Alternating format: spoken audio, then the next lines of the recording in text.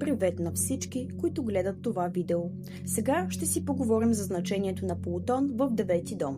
Бързичко проверете наталната си карта и ако имате Плутон в девети дом, значи това видео е за вас. Плутон е бавно движеща се колективна планета и управлява цели поколения. Затова той не описва характера, а сферата от живота, в която човек преживява най-дълбоките вътрешни кризи и трансформации. Плутон в девети дом поставя човешката сянка в темите за вярванията, смисъла на живота, истината, образованието и светогледа.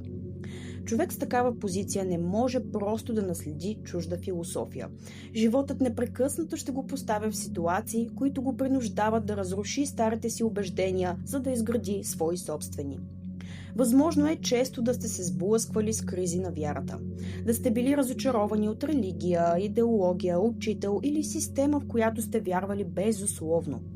Като пример можем да дадем човек, който е израснал с ясни, морални или религиозни принципи, но в определен момент той преживява събитие, което напълно разклаща вярата му в правилното и справедливото.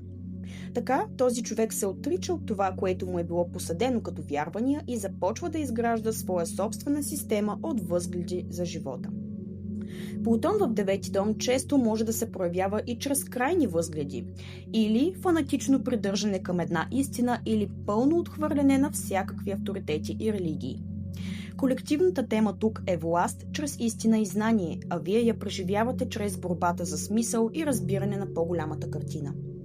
Друг възможен сценарий е трансформация чрез пътуване, обучение или среща с чужда култура, която напълно преобръща представите ви за света. Урокът на Плутон в девети дом е да ви научи, че истината е нещо, което се изгражда постепенно, чрез личен опит. Тя не е нещо дадено отвън, което трябва да бъде насляпо приета. За всеки човек има различна истина. Плутон иска да ви превърне в човек, който търси тази истина, дори когато тя може да бъде неудобна за останалите.